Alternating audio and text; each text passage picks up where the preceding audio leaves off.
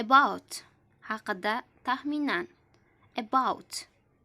This is a story about elephants. Bu hikoya fillar haqida. To be about to.